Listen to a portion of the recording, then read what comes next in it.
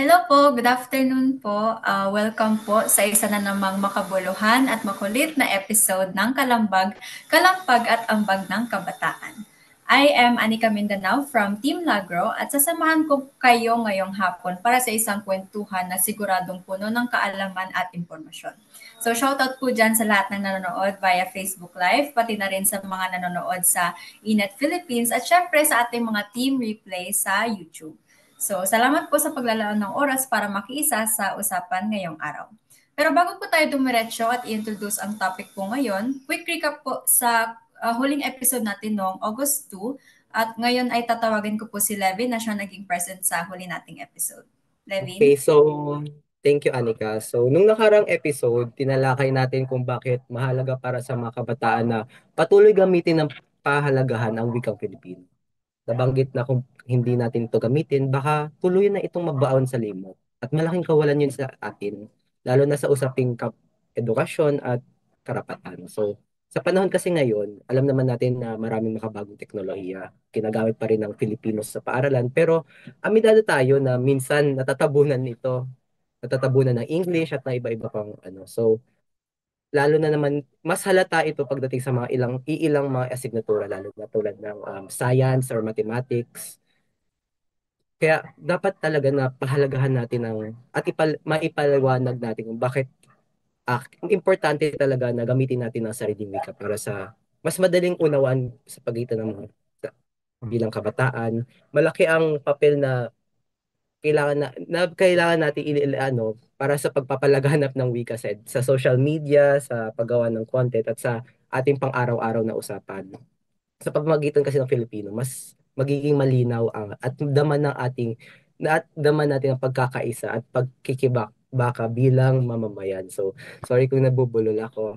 So, sa huli, malinaw talaga ang mensahe ng episode na yun. So, huwag natin ikahiya ang Filipino. Ito ang ating pagkatao, ating lakas at ating boses bilang isang bayan. So, if gusto nyo panoorin ito, yun nga, pwede nyo ito balikan sa ating YouTube at sa Facebook. So, back to you, Anika. Thank you so much, Levin, sa brief explanation at recap po nung nakarang episode. Ngayon naman po ay babalik tayo sa present. Ngayong Saturday, August 9, ay special ang episode natin kasi pinagdidiriwang natin ang araw ng mga katutubong Pilipino. Ngayong araw ay sabay-sabay nating kikilalanin, pakikinggan ang tinig ng ating mga kapatid na katutubo.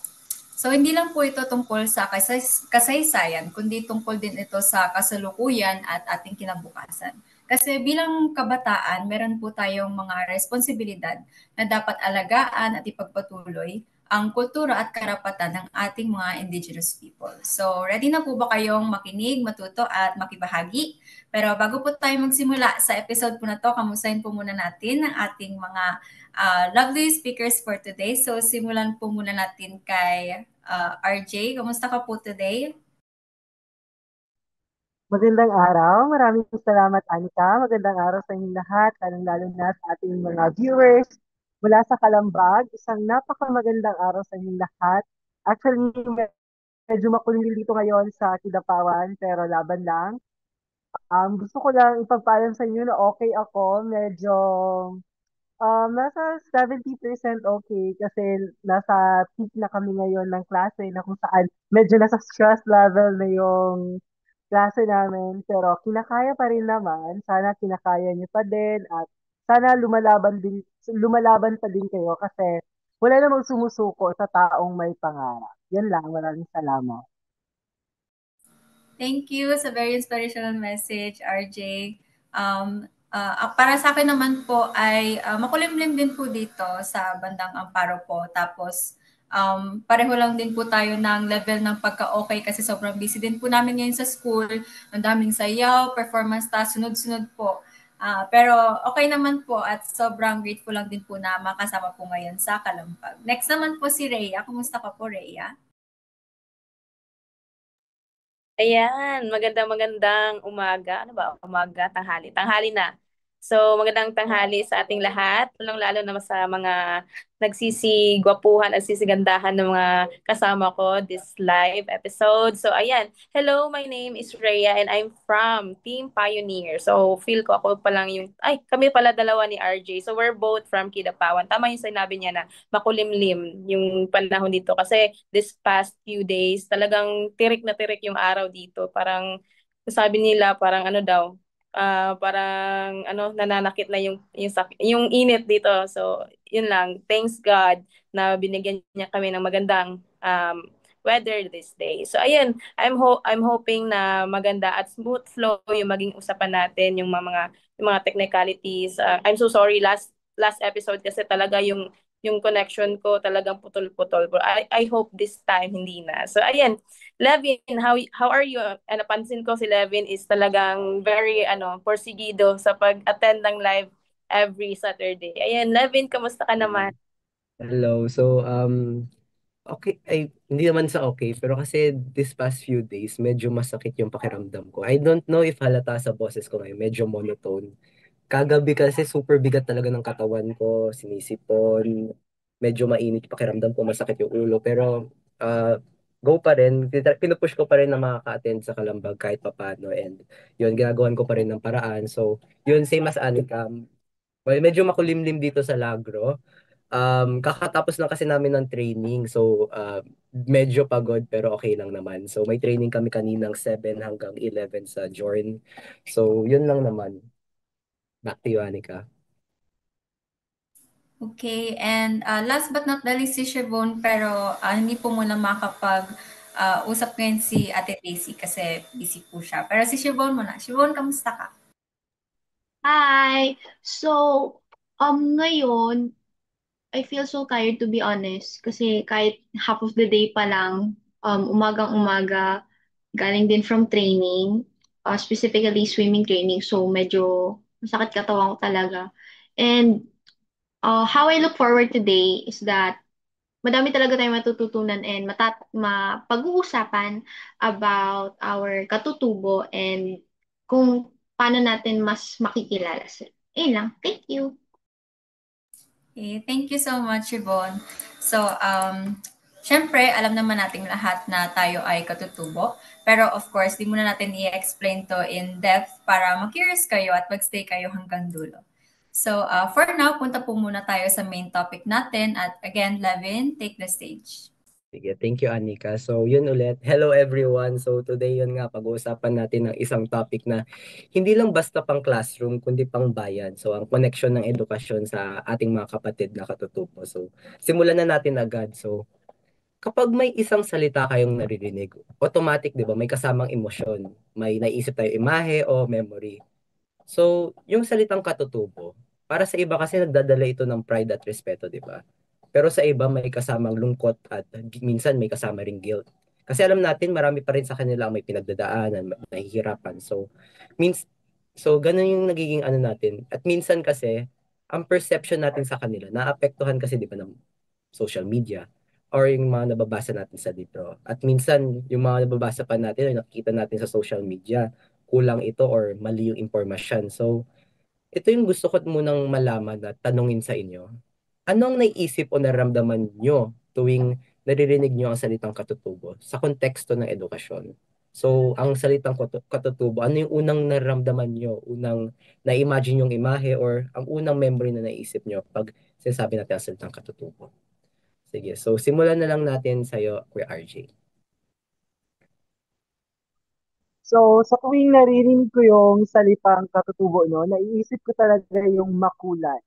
Kasi bilang miyembro ng Youth Society of Kinatawan Cultural and Heritage, kung saan isa kaming non-governmental organization na pinopromote namin yung kultura at yung heritage ng aming komunidad, nagkakaroon kami ng in-depth na research sa kasaysayan ng aming komunidad, ng aming kultura, ng aming mga katutubo. At hindi na aalis sa aking isipan kung gaano ka makulay yung kultura na meron kami. At sa tuwing naririnig ko yung salitang katutubo, isa lang naisip ko, makulay. Kasi maraming bagay na binubuo o na napapalibot sa kultura na meron kami at sa bawat katutubo. Yun lamang. Ayan. So, thank you, Kuya RJ. So pag naisip mo katutubo, makulay. Oh, that's very nice. Sige. Thank you for RJ. How about sa'yo, Ate Rhea? Hmm. Kung kay RG naman ay makulay, sa akin, maisip ko yung salitang katutubo. Maging vivid vision siya sa akin is yung kasaysayan ng isang lokalidad, kasaysayan ng isang, let's just say, grupo. Kasi ganyan, kasi para sa akin, hindi magiging ang lugar, let's just say, for example, dito sa Kidapawan, hindi mga Ingles, hindi mga Japanese ang nakadiskubre ng salitang Kidapawan, kundi yung mga katutubo natin. 'Di ba sila nagbibigay buhay, nagbibigay ng iba't ibang kultura na talagang nagsasalamin sa isang bayan. Ito ay parang part of the history na talaga. Kung walang katutubo, parang hindi sabi ni RJ, hindi masyadong makulay yung isang bayan kasi as far as I know, lahat ng mga lugar dito is pinagmulan ay ang kasaysayan ng ating mga katutubo. So, ayun. Ayun. Thank you, Ate Rhea. So pag sa'yo naman, pag narinig mo salitang katutubo, naisip mo kasaysayan. So that's very nice. How about sa'yo, Siobhan? Kung kay Ate Rhea at saka kay Kuya RJ, tawag dito, kinokontrast nila. Para sa akin, ang unang pumapasok talaga sa isip ko kapag sinabing katutubo, ito talaga yung mga taong may mayayamang kultura at tradisyon na um, talagang tanging dapat pinapahalagahan natin. Kasi what they have is unique talaga. Yung culture nila is what you can just easily find sa other places or sa ibang mga tao. Mas nakakatulong rin na mas nauunawaan at mas napapalawak natin na yung mga kaalaman natin or lumalalim din yung respeto natin sa iba't ibang tradisyon na meron sila at talagang napapanatili natin ang mga yaman at mayroon sa ating bansa na hindi natin basta nalilimutan. Ayun, thank you, Siobhan. Sige. How about sa'yo, Anika? Sa tanong mo kasi merong nasa context ng education. Kaya wala pong word na pumasok agad sa isip ko. Pero para sa akin kasi, meron po kaming current core subject na pag-aaral ng kasaysayan at lipunang Pilipino. Tapos, it's only been a few weeks since nag-start yung school year. Pero sobrang lalim po ng pinag-aaralan namin tungkol sa mga katutubong Pilipino. At very grateful ako na parang ngayon ko lang po kasi natutukan talaga yung pag-aaral ng tungkol sa mga katutubo natin. Kaya, syempre, immediately ang papasok sa isip ko yung natutunan ko na sobrang rich ng diversity dito sa country natin. Syempre, bawat lugar ng Pilipinas, sobrang daming cultures na pwedeng aralin. Ang dami pong na-introduce tulad po ng mga binukot, inaral po namin yon, mga mora po, mga yung Ilawod at Ilaya, tapos pati na rin po yung um, mga badyaw. Ayun po, yun po mga recent topics namin. So wala pong word, pero yung concept po na yun na napag-aralan namin. Tapos yung emosyon naman na nakatali rito ay para sa akin proud. Kasi syempre po, kung sakali mang lalabas tayo sa bansa at dumating ang panahon na may makilala pa tayo na hindi natin kapwa Pilipino, eh syempre may pagmamalaki natin to. Kasi ayun nga po, sobrang rich po ng kultura natin para hindi natin to pahalagahan at ipakita at maging proud nga tungkol dito. Yun lang. Sige, thank you, Anika. So, kapag naririnig natin ang salitang katutubo, minsan naisip natin sila yung mga nakitira sa malalayong bundok o tabing ilog, nakasuot ng mga tradisyonal na kasuotan at nagsasalita ng wikang iba sa nakasanayan natin. Kayo, naisip nyo na pag narinig nyo yung salitang katutubo sa RJ, makulay, sa Atenea, kultura, yung kultura na dala nila. Pero I believe may misconception rin kasi dala itong salitang katutubo. Kasi kung isipin natin ng mas malalim, in actuality kasi, lahat tayo ay katutubo. Bakit ko nasabi yon? Kasi lahat tayo may ugat eh. May pinagmulan. Bago pa dumating ang mga Kastila or mga iba pang banyaga, mayroon na tayong sarili mga wika, paniniwala at kultura. Iba-iba man ang tribo o rehiyon, pero lahat iyon bahagi ng mas malawak na kwento sa ating bayan, di ba?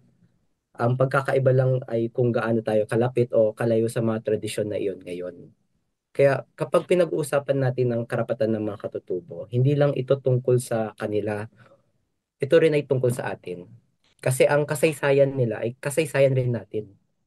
So, gusto ko lang i-point out yon na pagdating sa salitang katutubo, parte rin tayo to. Hindi to sila, hindi to yung mga badyaw lang, yung mga taga-Ipuga, mga Ifugao, mga um, Moro, kundi tayo rin. So, um, malinaw na sa atin kung ano yung personal na reaction natin, di ba? Magandang tanong.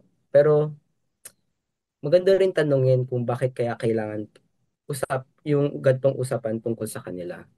Kung tingin natin sa ating mga textbook or sa curriculum, makita natin na minsan ilang pahina lang ang nagpapaliwanag or nakalaan para sa mga katutubo, di ba? Minsan pa yung lumalabas lang sila sa like context ng kasaysayan bago pa dumating ang mga Kastila, pero nawawala kasing narrative sa kanila after, di ba? So hindi masyadong na-explain kung ano sila, kung ano yung ano nila. So ito yung next question sa inyo. Ano ba yung napansin nyo sa iyong palagay ba, like, bakit bihira or kulang ang pagtatalakay tungkol sa mga katutubong Pilipino sa mga libro natin at curriculum ng paaralan? So, ano yung napansin nyo if either nung nag-aaral pa kayo or if ever sa college na tatalakay nyo pa rin? Ano yung napansin nyo na like, bakit bihira? Bakit hindi sapat yung nabibigay na? Hindi nila mas pinapalawak? Sige, so simulan na lang natin kay Anika. Okay, para sa akin naman po, syempre po nabanggit ko lang po kanina na naging in-depth yung topic namin tungkol sa mga katutubo. This school year lang po, kasi nga po, meron po kaming bagong core subject na ganun. Pero kung iluluk ba ko po yung junior high school journey ko po, parang sobrang bihira. Parang siguro po, isang linggo lang po kada school year namin natatalakay ang iba't ibang mga katutubo. Kaya sobrang limited lang po ng knowledge ko tungkol doon. Kasi yung araling panlipunan, may iba rin po siyang sinasakop na topics tulad ng economics, kaya hindi po natin natatalakay ang sarili nating culture. Tapos, syempre po, meron po tayong mga na-publish na mga educational and informational textbooks na meron din pong perspective ng mga hindi po Filipino yung mga nagsusulat nun. Kaya kapag ka ini-incorporate po natin siya sa mga finifeed na information dito para sa ating mga mag-aaral sa Pilipinas, parang mas nakukuha po nila yung information galing sa kung ano yung tanaw nila, kung paano po nangyari yung kasaysayan ng Pilipinas. Hindi po siya yung point of view na meron talaga yung mga Filipino, kung ano talaga yung napagdaanan natin. Lagi po siya, kasi syempre po, it takes you a lot of money and kailangan parang privilege ka before para makapagsulat. So parang around that time, wala naman pong literate pa noon, medyo mahirap pa po makakuha ng mga panulat at kung paano po ipapublish to. Kaya sobrang limited lang po talaga ng information, tapos parang gusto po nila na naka-align na isa lang yung nangyari buong parang history ng Philippines. Parang ito, sinakop tayo, ganyan. Sobrang daming influence ng iba't ibang country na ang nangyari. Kaya ayun po, sobrang diverse nga po ng culture natin ngayon. Pero syempre, meron din pong influence kasi ito ng iba't ibang countries. Ayun, very nice observation, Anika. Yun nga, yung history na rin kasi natin, nahaluan na ng perception ng Banyaga, mga Kastila, mga Amerikano. So, hindi talaga tayo sure kung ano talaga yung naging perception ng karaniwang Pilipino or karaniwang katutubo nung panahon. Kasi yung history na alam natin, sinulat ng mga Banyaga. So, sa perspective lang nila, hindi natin nakuha yung perspective ng karaniwang tao. So, kaya maganda talagang pag-aralan natin ang kasaysayan talaga ng Pilipino noon. So, pag-aralan natin ang mga epiko, ang mga awit, mga history na pinapass on ng mga katutubong tribo ng panahon. So, thank you, Anika. So, sige, move tayo kay Ate Rhea. Para sa akin, pansin ko na parang kulang. Ano, rinig ba ako? Yes, yes, yes. So napansin ko na parang kulang or may kulangan sa pagbabahagi ng tawag nito para sa mga kututubo during sa education scope ng education. Kasi nga nakafocus ito sa colonial na kasaysayan natin at sa mainstream na kultura. Saklaw nito ang general. Kasi kapag nasa junior high school or nasa high school ka talaga, nakatuon ito sa mainly focus on siguro sa kalye ng Pilipinas, paano ito sinakop, pero hindi siya in-depth na talagang naka, siguro natatalakay, pero hindi talaga yung whole. Pero kung you step on tertiary education in college, may mga general education na nakakapag-topic ng mga ganyan. Kaya I'm encouraging everyone na kapag kasi may mga ano tayo idea tayo na ito lang ito ganyan pero hindi mas matatalakayan in depth in time in college. So para sa akin may kakulangan din sa materyales na nakatuon sa mga ganitong mga usapin kagaya ng sa ating katutubo. Tama yung sinabi ni Levin na patungkol ang mga katutubo, lahat tayo ay katutubo pero iba talaga yung salitang let's just say yung mga IP natin, yung mga indigenous people natin. Iba yung usapin kapag sila na yung main topic. Hindi tayo lahat nakakasakay. May mga taong may authority para ibahagi yung information. Kasi may mga ano sila, may mga kultura, may mga practices sila na para sa atin, hindi, para sa normal lang, pero para sa kanila, it's so sacred. At kailangan natin pagtuunan ng pansin yun to preserve and ano yung mga practices nila to preserve and make the culture rich even more.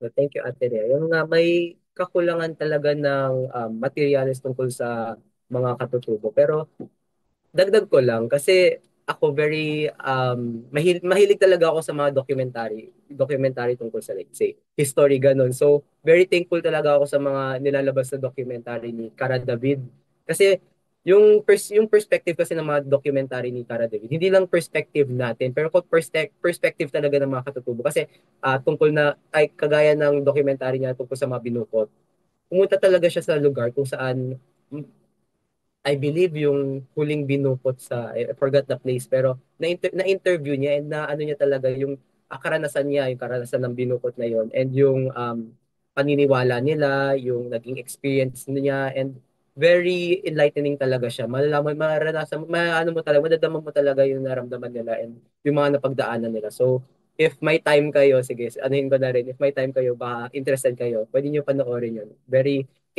informative talaga yung mga documentary ni Cara David tungkol sa mga katutubo at yung mga yung mga gawin nila, yung mga paniniwala nila. So, ayun. Dagdag ko lang. Sige.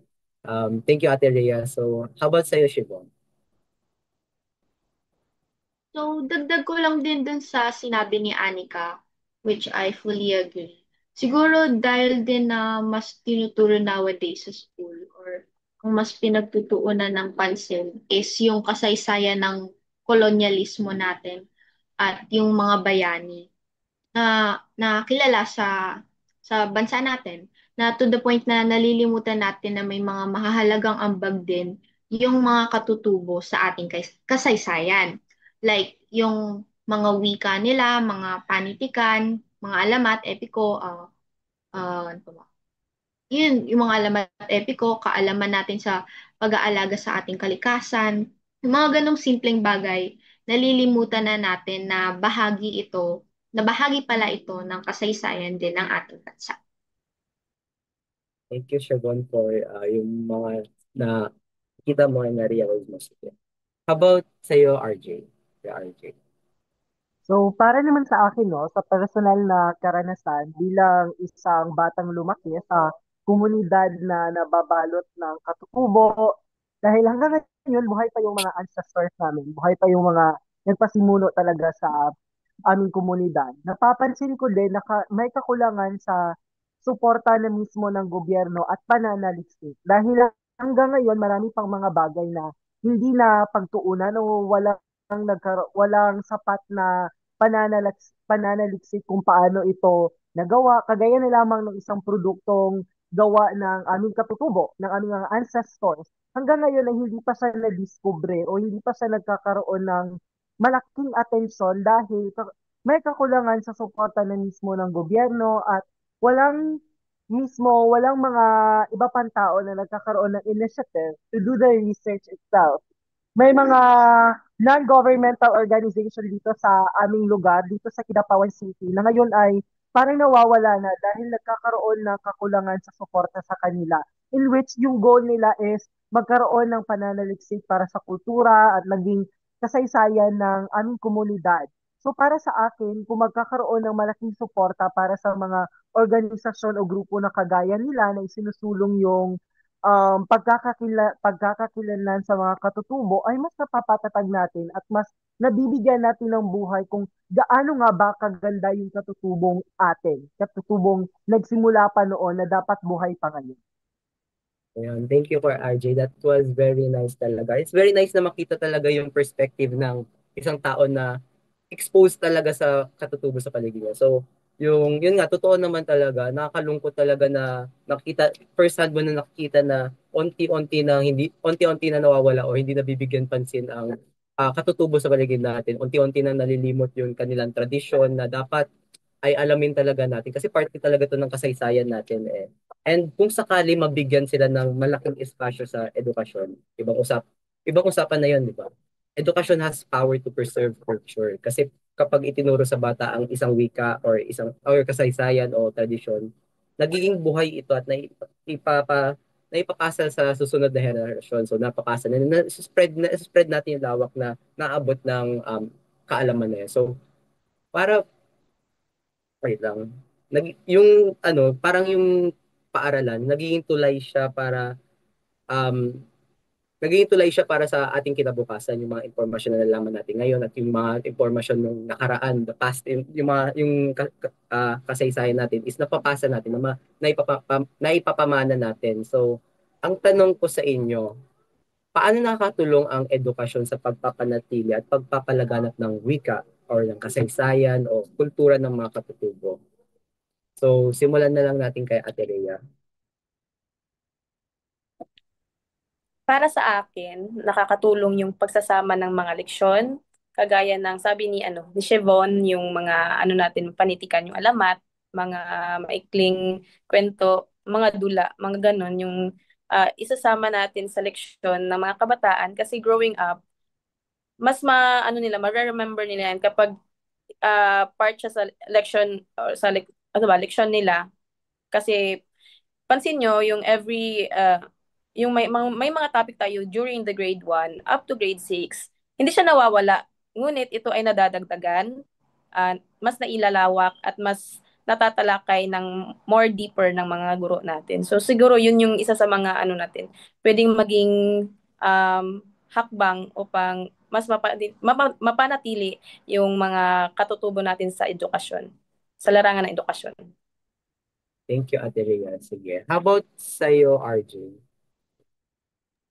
So para naman sa konteksto ng edukasyon, no, nais ko lang ding ibahagi sa inyo na nung elementarya pa lang ako, yung mga IT student at Muslim student sa aming paaralan, pagkatapos ng kanilang klase ay pumupunta sila sa isang pasilidad kung saan mayroong pagtatalakay sa kanilang kultura at ginagamit nila mismo yung dialekto nila. For example, kung isa kang Muslim na student, pupunta ka sa Muslim class at magsasalita kayo na gamit ang Muslim na pagsasalita at inaaral niyo yung kultura, yung kasaysayan ng Muslim. At doon pa lang sa konteksto ng edukasyon, nagkakaroon na ng strong foundation yung mga bata kung gaano nga ba kaganda yung kanilang kasaysayan. At kung sa konteksto naman din ng edukasyon, napapalawig at nagkakaroon ng strong foundation ang mga bata na meron na silang in-depth overview kung ano nga ba yung kasaysayan ng kanilang katutubong pinagmulan. Kung gaano nga ba ito kaganda, kaano nga ba ito ka makulay, at siguro sa ngayon, dapat mas pinapalawig pa siya at mas pinapalakas dahil sa pagkakaalam ko, wala na ito ngayon sa aming paaralan, na wala na ito. Siguro marahil na din sa suporta dahil kailangan din naman ito ng mga budget, kagaya na lamang ng mga educational materials na kailangan nila. At nabahagi nyo na rin kung gaano kahalaga na magkaroon ng educational materials para sa kanila. Kasi kagaya ng sinabi natin, Rhea, na from grade 1 to grade 6, nag-iiba yung lesson at nadadagdagan din ito. At sa pamamagitan nito, nadadagdagan yung ideya rin ng mga bata kung gaano rin complex o yung pagtatalakay, kasaysayan at ng mga katutubo, kung paano ito napag-aaralan at siguro dapat binibigyan ito ng malaking atensyon kung paano nga ba natin i-dissect yung idea at pagtuturo ng kasaysayan. Ayan. Thank you, Kuya RJ. And I like your point talaga doon. Kapag naituro sa paralan ng wika, kasaysayan at kultura ng mga katutubo ng ating kultura, mas nagiging buhay ito at naipapasa sa kabataan. So, yun nga, sayang talaga na nawawalan talaga ng suporta ito. Pero ako rin na I'm praying na yun talaga, magkaroon talaga ng sapat na suporta ang mga ganitong initiative na tinuturo talaga, hindi lang ang kailangan natin, pati, ay hindi lang ang um, kultura ng banyaga kasi yun yung nakikita nating trend eh. Mas tinatalakay pa ang kultura ng mga banyaga kaysa sa sariling kultura natin. So, sa talaga is mabigyan pansin at mabigyan ng halaga ang kultura natin. Hindi lang ang kultura na kabuang kultura, pati ang kultura ng mga katutubo or mga tribo sa ating bansa. So, ayun. Hello, Ate Daisy. So, gusto ko lang mention, hello there, hello Ate Daisy. So, nakabalik ka na. Medyo nawala ka kanina, pero ayun. Gusto ko lang ano. Sige, mag-ready ka na muna dyan.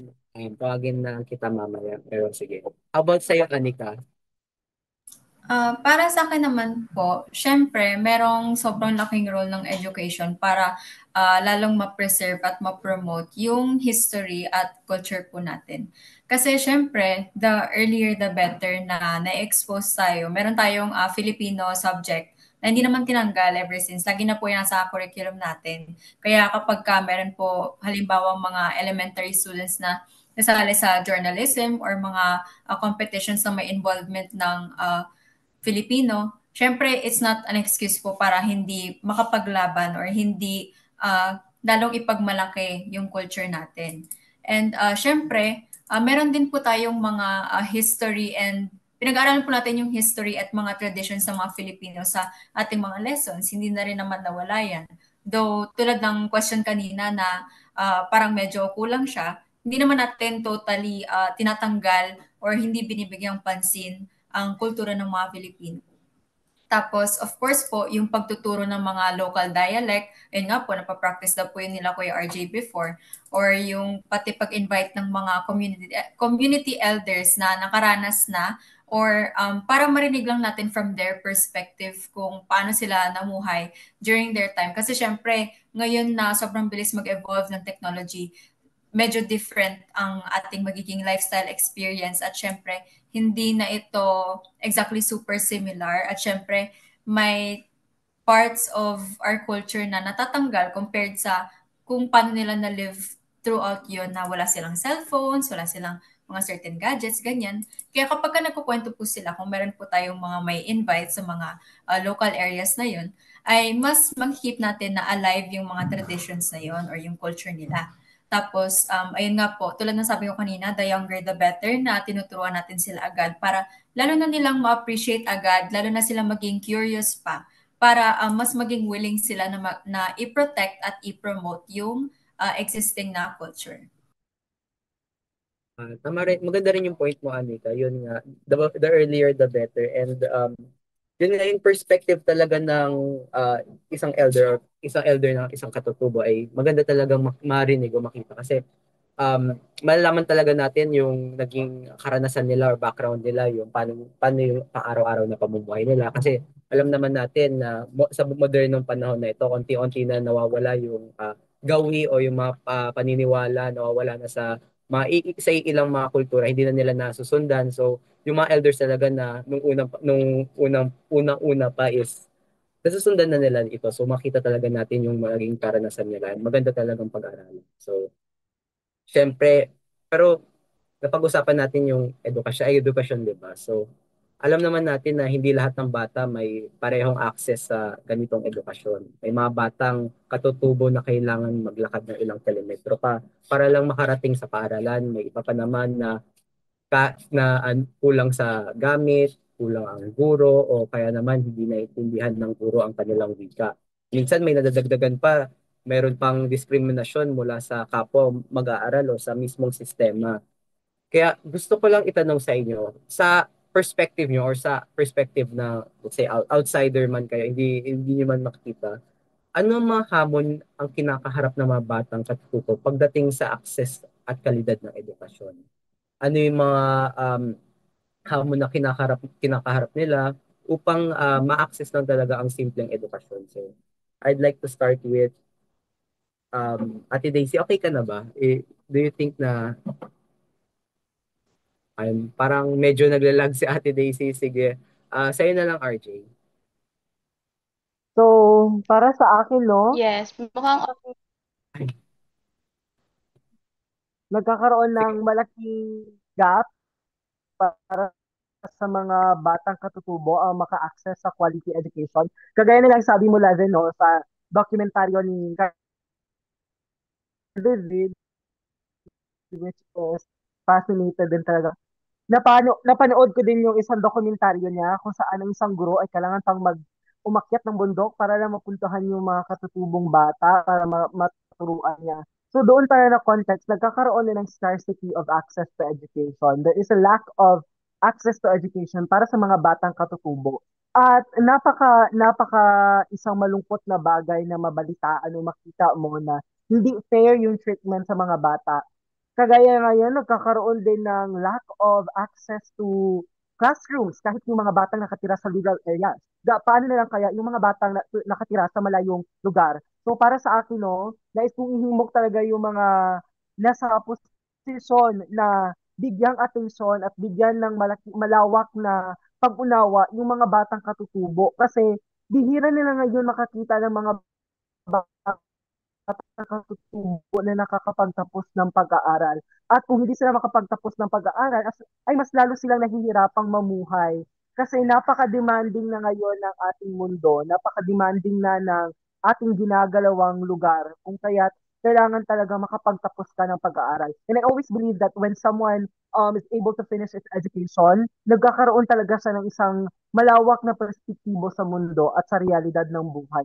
At nakakaawa para sa mga batang katutubo ang hindi magkaroon ng access to quality education.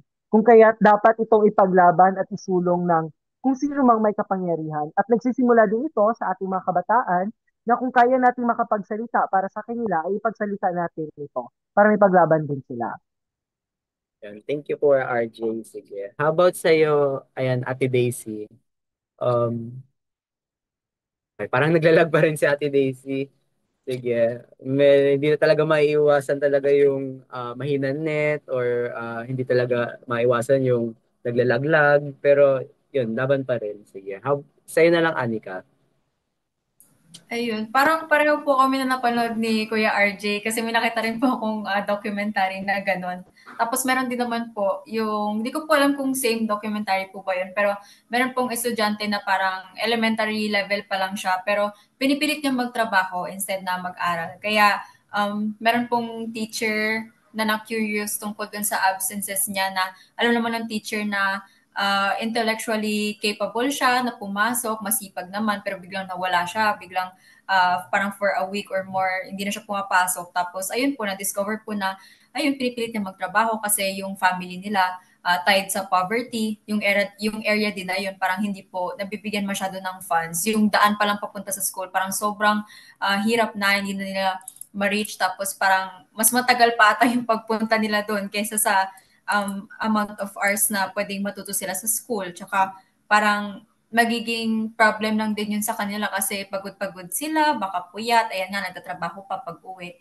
Tapos, limited din po kasi yung learning materials natin kung i-distribute sa buong Pilipinas. So, dapat kumpleto po yun. Parang syempre, hindi pa rin naman may iwasan na magkakaroon ng problem sa funds or pag-allocate nito sa lahat ng areas. Tapos, pwede na rin nating sabihin na medyo unfair yung treatment kasi yung mga students na nasa city, parang, ayan, lagi silang provided na kumpleto sila, whether public or private ka, parang ang dali mo kasing ma-reach eh. Parang lagi kayong nabibigyan ng mga supplies, kaya tapos yung sa pamamahala na lang din po yun ng kung sino yung mga mayor or mga present po doon na leader sa area nyo. Tapos, hindi naman sa laging ganito, pero syempre hindi rin nila ma-face yung bullying kapag let's say na meron pong mga galing sa uh, mga provinces tapos napilitan or may certain instance na kailangan nilang pumunta sa city para mag-aral. Siyempre, they're exposed to people that have such big differences in their culture. Kaya hindi natin may iwasan na meron pa rin cases ng bullying. Sobrang laking ano pa rin yan na at up to right now na patapos na ako ng high school para lagi pa rin siyang topic, lagi pa rin siyang present sa sa culture ng mga mag-aaral. Syempre it's unbelievable na tuloy-tuloy pa rin to kahit na we're supposed to be growing up na, tanggalin na sana natin yung pambubuli, ganyan. Pero syempre hindi pa rin siya maiwasan, lalo na sa mga ayun nga, mga IP natin kasi parang syempre kapag na-discourage sila pagdating pa lang sa city, syempre sobrang hirap na kasi mag-adjust alone sa lifestyle na dati nilang kung paano sila dati mamuhay. Sobrang hirap na nun yung paglipat pa lang. Tapos syempre yung edukasyon, hindi naman dapat nila i-neglect yan or parang list na lang to na dapat nilang problemahin. Kung sasamahan pa ng bullying, syempre lalo silang may hirapan. Kaya madidisconnect sila sa lives nila, tapos may ignore yung culture, baka mawala rin yung identity, tapos lalong less nating nafofocusan yung culture natin at culture nila na sana binibigyan natin ng pansin. Ayun. Thank you, Anika. How about sa'yo, Ate Rhea?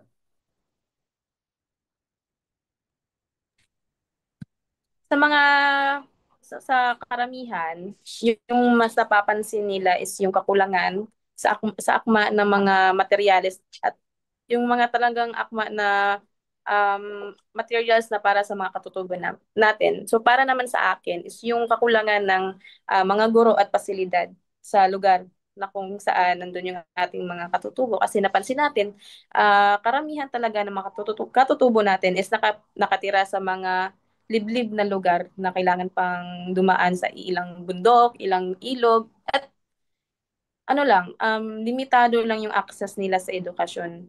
Whereas, hindi siya nagiging hadlang para makamit nila yung um, quality education na sinasabi natin. Ito yung inclusion na edukasyon na regardless sa kung anong state ng pamumuhay ka, you're entitled talaga no na magkaroon ng quality education kasi walang exempted sa pagkamit ng edukasyon. Yun lang yung napansin ko, yung mga kakulangan ng mga guro at mga pasilidad. At saka isang hamon dyan, tama yung sabi ni Anika is yung discrimination at stereotyping. Kasi para sa mga taong hindi open-minded sa ganyang usapin, talagang first impression nila is yung pag-discriminate sa ating mga katutubo. Which is alarming siya kasi we're living in a generation na talagang marami ng mga nag-o-open up sa mga ganyang mga usapin. Bakit? Bakit hindi pa nila na-absorb, di ba? It's so sad to think lang. At saka, ano lang din, dagdag na kaalaman na lang din. Dito sa North Cotabato, once na napabilang ka sa IP or indigenous people, mas prioritize ka ng gobyerno dito sa amin. Kapag mag-a-apply ka ng let's just say PNP, kahit hindi mo naman reach yung standard na height as long as you are indigenous person, mas prioritize ka nila. At sometimes parang naiinggit ako sa kanila, parang gusto ko na lang maging IP kasi mataas yung pagtingin ko sa mga IP dito sa amin. Taas noo kami sa mga katutubo dito sa amin. May lugar talaga na para sa kanila na talagang kinikilala sila bilang mataas na mga tao dito sa amin. Hindi sila linunote down, pero siguro sa ibang lugar may mga ganun. Pero dito sa Kidapawan, we are very open sa mga ano namin, mga ninuno namin. Ayan, thank you, Ate Rhea. Sige. So, based sa answers nyo, lahat naman tama. Pero I really like yung minention nyo yung mga nakita yung documentary. So, yun nga, yung kay Cara David na binibigyan talaga halaga yung karanasan ng mga katutubo based on their perspective talaga. Yun din yung minention nyo na discrimination. Kasi, di ba, let's say we're talking about yung mabadyaw. Iba kasi yung yung iba kasi yung perspective ng ibang tao pagdating sa badyaw. yung unang naiisip ng iba, yun yung mga nagmamalimos, yung mga nagtatambol, pero di natin talaga naiisip or naiintindihan kung bakit napunta sila sa gantong mga paraan na nagmamalimos na lang sila para lang makakuha ng pera. So, may napanood kasi akong actually sa subject namin to, pero na-interest rin talaga ako dito sa PKLP namin. Pinanood namin kasi isang, yun nga, kay Cara David pa rin, documentary about mga Badyaw, and pinakita talaga niya yung perspective ng araw-araw na pamumuhay ng isang Badyaw dun sa lugar nila kung saan na yun, yung na-feature doon is isa siyang mangingisda. So, uh, lumalangoy siya, sumisisid siya para makakuha ng kanya yung isda ganun, na ibinebenta niya sa market. Pero kasi limited lang yung equipment niya. Yung equipment lang niya doon, I believe, spear na ginagamit niya. Siya manually niyang kinukuha yung mga isda na usually sa 6 hours or usually whole day siya nangingisda, tapos onti lang yung nakukuha niyang isda, tapos binibenta pa niya ito. Usually hindi pa umaabot ng 200, 100. Tapos syempre pag mangingisda ka makasama ka, so yung lalaki doon, I believe 200, hindi ata lumagpas ng 100 yung ano niya. 6 hours siyang nangisda noon, tapos parang hindi lumagpas pa ng 100 yung nabenta niya. So parang apat sila doon na lalaki na maghahati-hati sila sa 100 araw-araw. So parang kung so parang yun dun base pa lang dun sa like araw-araw nilang karanasan na nabubuhay sila na araw-araw 100, tapos hahatian pa nila yun sa mga kasama nila. Parang hindi sapat yung nakukuha nila. Kumpara pag pumunta sila sa lansangan tapos namalimos sila, siguro mas malaki pa yung nakukuha nila kaysa magtrabaho sila buong araw tapos hindi pa sapat yung nakukuha nilang pera. So pag hindi mo talaga tingnan yung perspective ng isang katutubo, parang hindi mo talaga maintindihan kung bakit ito yung nagiging ano nila. So dapat talaga bigyan natin ng sapat na yun nga edukasyon. Kasi pag ngayon sa modernong panahon, hindi ka talaga makakausad na wala kang proper education, hindi ka makakuha ng magandang trabaho. So talaga dapat nabigyan natin ng basic educations, quality education sa mga katutubo na kung saan yun, nakakapagtapos sila, nabibigyan natin sila ng suporta para makapagtapos sila, makapag-trabaho sila na maganda at makaangat sila. Hindi yung nabibigyan nga natin sila ng pansin pero hindi natin sila tinutulungan, hindi natin sila sinusuportahan. Ina-acknowledge natin na nandun sila pero hindi natin sila binibigyan ng suporta. So, yun, I really like your answers. I really like yung mga naging perspectives nyo. Pero sa gitna ng mga challenges na ito, syempre may mahalagang papel pa rin tayong kabataan. Hindi kailangan maging politiko tayo, hindi natin kailangan maging guro or sikat para makapag-ambag. Minsan nagsisimula lang ito sa simpleng pakikinig, pakikibahagi ng tamang impormasyon tulad ng ginagawa natin, nagbibigay tayo ng impormasyon tungkol sa ating kaalaman, mga opinion natin, mga nakikita natin, mga perspective natin as kabataan or students, nakikita natin sa paligid natin, or like pwede rin natin suportahan ng mga proyektong makakatulong sa kanila. So, ito, next question ko. Sa anong paraan maaaring maging aktibong tagapagtanggol ng karapatan ng katutubo ang mga kabataan sa pamamagitan ng edukasyon? So, bilang like kabataan, paano natin mabibigyan pansin, paano natin pagtatanggol yung karapatan ng mga katutubo sa larangan ng edukasyon? So, Ate Daisy, parang naglalag pa rin si Ate Daisy hanggang ngayon. Sige, wag na muna. How about sa iyo, Ate Rhea? Isa sa mga hakbang na talagang nagsusulong ng kamalayan sa patungkol ng ganitong mga usapin is yung mga awareness campaign, mga research and extension na kinabibilangan sa ilan or siguro sa lahat sa atin dito sa Team Kalambag. May iba't ibang mga gampanin tayo bilang student leader, bilang isang mamamayan at saka estudyante. Kasi kapag nasa eskwelahan ka, mas maraming organisasyon ang lalapit at mas malalapitan mo kasi nga may isang layunin kayo. Lalong-lalo na sa ganito para sa mga katutubo natin, yung pagiging inklusibo sa edukasyon. Maaaring gamitin din natin, utilize natin yung ating social media na talagang rampant siya sa mga kabataan. Ito ay magiging tool para sa paglaganap ng malinaw at talaga informative na information para sa atin. Hindi lang sa mga kabataan, lalong-lalo na sa buong makakakita nito.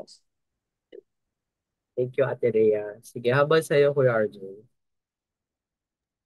So para sa akin, no, napaka-moderno na ng ating ginagalawan. Marami ng mga outlet na pwede tayong makibaka o pwede nating i-share yung thoughts natin. Hindi man lang sa social media, kundi sa pang-araw-araw na ginagawa natin. Tayo mga kabataan ay nagkakaroon ng mahalagang gampanin para ipaglaban yung bawat karapatan ng bawat isa. Especially in the context of fighting for the rights sa ating mga katutubo. Para sa akin, no, na naging membro ako ng, sinabi ko ng NGO organization namin dito sa Kidapawan. I was 15 years old nung sumali ako doon. Isa ako sa staff writer nila. At doon pa lang na-realize ko na may maganda or mas may malawak pa pala akong plataforma na maaring gawin. At in the context of using my platform in writing para sa kasaysayan ng aming katutubo dito sa Kidapawan, doon ko na-realize na maaari din itong gamitin ng susunod pa ng mga kabataan at nais kong ipanawagan sa kanila na gamitin yung angking galing nila, angking lakas na meron sila upang makibaka at makipaglaban. At maging matapang na rin kasi maraming mga kabataan ngayon ang takot na bumoses, takot na makibaka at makipaglaban sa kung anumang usapin in which I do not support with. I do not strongly agree with those people or with those young people who get afraid, who get silent whenever there is so much to speak on. Kasi yung boses nating mga kabataan ay napakamahalaga. We really have so much power in this country. Kung gagamitin natin yon, marami tayong mahihimok na mga tao, lalong-lalo na yung mga matatandang tao, yung mga elders sa atin dahil in the power that we have, in the talent that we have, there is a huge responsibility. And if we are able to convert that power into responsibility, we create transformation. And when we create transformation, we create change, not just in our community, but in the people that surrounds us. Yan. Thank you, Kuya RJ. So, habang sa'yo, Anika. Para sa akin naman, marami na po kasi akong leader roles pag wala nung pinaka-beginning pa ng exposure sa akin ng education. Tapos, proud naman ako na nabibigyan ko ng pansin yung mga boses ng mga taong nililid ko. Tapos, kung meron din po akong opportunity, nakapagpo-promote din naman ako ng mga importante, lahat ng mga kailangan nilang alamin. So, unlike po sa huling topic na kasama ko sa Kalambag, parang about nutrition month po kasi siya. So, meron po tayong allotted na buwan para doon. Pero dito naman po, tungkol sa itong sineselebrate natin, ay isang araw lang siya. Pero hindi natin kailangan na strictly ngayong araw lang tayo magpo-promote ng ng ganito ka important ang culture natin, ang mga IP, ganyan. Siyempre, pwedeng all throughout the year, kung merong problems na face controversially ang mga Filipinos na kailangan nila ng tulong ng mga bosses natin. Siyempre, hindi na natin i-gatekeep or isasarili yung power na meron ako, yung influence na pwede kong i-implement at ibigay sa mga kapwa ko estudyante. Tapos, naging topic na rin po kasi dito sa Kalambag before na, syempre hindi sapat yung pagsispread lang through words. So, kailangan natin mag-take ng action para rito. So, hindi naman mahirap kalabitin ang mga local government units natin, yung mga barangay, yung mga faculty or mga teachers, ganyan, yung mga malalapit lang sa atin. Kapag mga adult sila na mga employed, syempre, malaki na rin po ang power nila, malaki na rin po ang influence na pwede nilang i-implement sa mga youth na pwede pa nating maging advocates din. Kaya, syempre, kailangan natin maging inclusive pagdating sa mga perspective ng mga IP para ma-incorporate natin siya sa mga school lessons kasi nga education is very powerful pagdating sa kung paano natin pwedeng impluwensyahan ng lahat. Tapos, pwede rin natin i-stand against yung discrimination by, ayun nga, taking into deep attention yung perspective ng mga IP at yung mga bosses nila para syempre lalong maging we can put ourselves in their shoes na makita natin kung gaano kahalaga at kung gaano ka-deep yung culture at kung ayaw nating mamatay ito, dapat lagi nating i-spread, dapat lagi nating i-promote, lagi nating ipakita kung gaano kaganda ang kultura nila talaga at hindi dapat natin sila husgahan, i-judge agad kasi hindi natin alam kung ano yung napagdaanan nila, kung saan sila nanggaling, hindi naman natin nakikita yon 24/7, we're not with them all the time. Kaya as much as possible, be there for them, be a shoulder to cry on, be an ear para makinig sa mga simpleng mga bagay na sinasabi nila. Kapag kalala mo silang nakilala, lalo ka naging kind sa kanila, mas ma-feel nila na accepted sila at welcome sila sa pag-share ng kanilang culture. Ayan. So, thank you, Anita. So, medyo, though gusto ko pa marinig sana yung mga opinions niyo, mga sa loobin niyo tungkol sa topic nga natin ngayon. Medyo palapit na palapit tayo sa oras natin. So, sa huli, hindi pwedeng like dito lang sa usapan matatapos ang lahat. Kung gusto natin ng makatao, makatarungan, or inklusibong ang edukasyon para sa makatutubo, kailangan ng action. Kahit maliit, basta consistent. So, tandaan, ang bawat hakbang ay may epekto. Tulad ng sinabi ni Kuya RJ, sa mga ganitong usapin, mahalaga talagang tandaan, our voice matters. Even though bata pa lang tayo, kabataan pa lang tayo, may ano pa rin, may bigat pa rin ang boses natin sa mga ganitong usapin. Kasi kung hindi tayo magsalita, sino pa ang magbubukas ng pinto para sa mga kwento at kultura ng mga katutubo? Kapag tayo mismo ay nagbibigay pansin, nagtatanong at nakikilahok, nagiging kasangkapan kasi tayo na para matatili buhay ang kanilang wika at kasaysayan. Hindi lang ito kasi tungkol sa kanila. Tungkol din kasi ito sa atin bilang iisang bayan.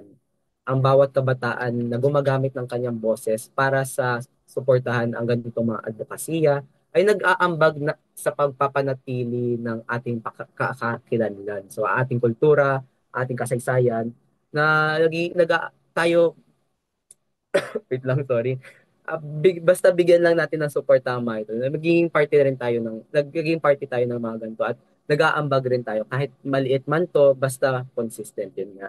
So, huwag tayong matakot magsalita, magtanong at makialam dahil bawat boses natin ay may kapangyarihan. So, gusto ko lang ano yun sa inyo is, bilang kabataan, anong isang konkretong hakbang na maaari mong simulan ngayon upang isulong ang edukasyong makatao at makatarungan sa mga kabataan? So, ngayon, at this moment, bilang kabataan, ano ang pwede mong simulan ngayon?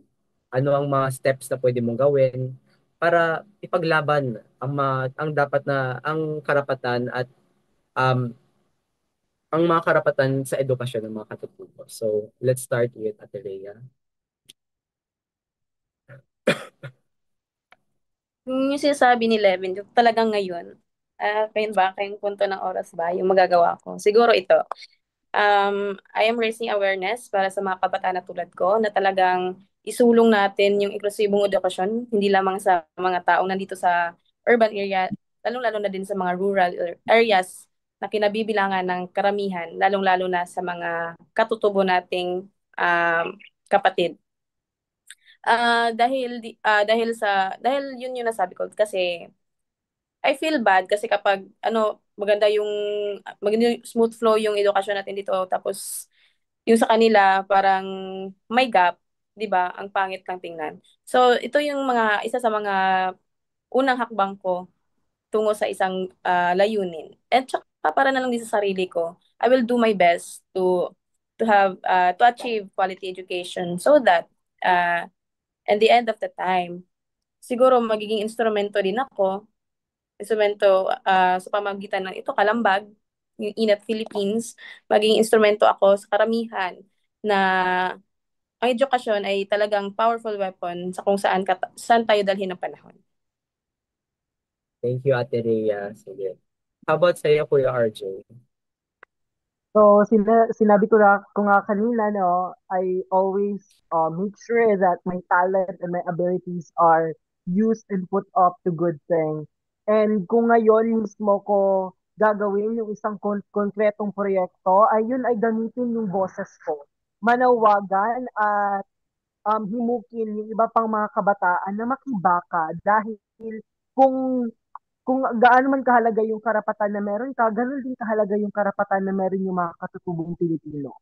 Ganun din kahalaga yung mga karapatan na meron yung ibang mga kabataan na nadideprive sila. At nais ko din hikayatin yung iba pang mga kabataan na gamitin yung talento nila upang maipaglaban pa yung anong meron na dapat ipaglaban. Hindi lamang sa konteksto ng pagkakaroon ng fair education but also in allowing everyone to be heard. Kasi marami na ngayong mga tao, maraming mga kabataan ngayon ang matapang na nakikipaglaban at nais kong ma-ignite pa yung power nila na mas tapangan pa nila sa pakikipaglaban. Dahil sa panahon sa ginagawa nating bansa ngayon, hindi kailangan ng ating bansa yung mga duwag. Kailangan ng ating bansa ng mga matatapang at may puso para sa kanilang kapwa Pilipino. Dahil parang nawawala na yung culture natin, nawawala na yung culture natin in which we allow everyone to be heard. Marami ng mga tao ngayon na pag nagsasalita sila sa isang issue ay nako-call out pa sila. Sila pa yung nababash. So, dapat nating dapat nating i-alive. We have to regrow the purpose that we have, and that is to speak up because that is what matters. Ayan. Thank you, Kuya RJ. Yan nga. So, salamat sa lahat ng nagbahagi ng kanilang thoughts. Sana mas malinaw ngayon sa mga viewers natin na kapag pinag-usapan natin ang edukasyon, hindi lang ito para sa mga katutubo, hindi lang ito para sa kanila, ito ay tungkol sa ating lahat, sa atin bilang kabataan. And sa dulo kasi, iisa lang ang ugat natin bilang mga Pilipino. At iisa rin ang laban natin para sa respeto, equality at justice, not just in education, but in our overall daily lives. So, bilang patapos natin, I would like to call on Kuya RJ for the synthesis. So, Kuya RJ. So ayun nga no, natapos na naman ang isang Sabado na makabuluhan. Marami akong natutunan at I don't wanna be biased, but by far this is one of my favorite episodes here in Kalambag. Maybe because also I'm part of the IT community, so napakamahalagang usapin ito na napag-uusapan natin siya. At bilang advocate na rin ng fair and quality education sa ating bansa, mas naging makabuluhan pa itong episode na ito sa akin. At itong episode na ito, natalakay natin kung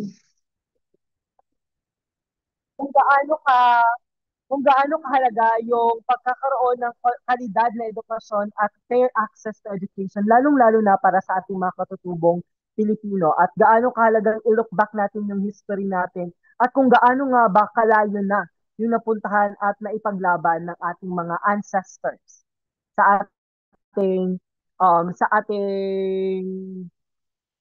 in the context of education and ating mga katutubo.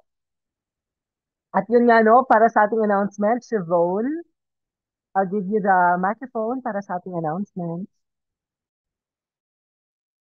So, ayun na nga. Muli, magandang hapon sa ating lahat.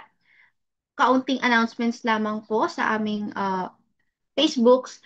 Handa na ba kayo sa isa na namang linggo ng mga kwentuhan, kaalaman at kasiyahan? Heto na po ang ating mga programang hindi dapat papalampasin. Kalambag, tuwing Sabado 1 hanggang 2 ng hapon. Live na live sa YouTube at Facebook page. Sama-sama tayo magbalitaan at magkulitan kaya siguraduhin na nakatutok kayo. Inklusyon now na tuwing Miyerkules 3 hanggang 4 ng hapon. Sama-sama nating buuin ang isang lipunang pantay at bukas para sa lahat. Tara na at makibahagi sa makabuluhang talakayan.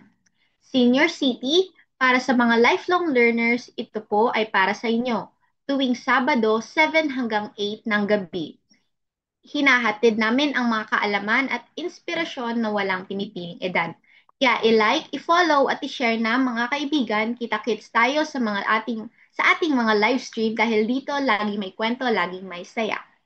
At doon lamang po nagtatapos ang aming programa Kalambag. See you on the next episode. Bye guys!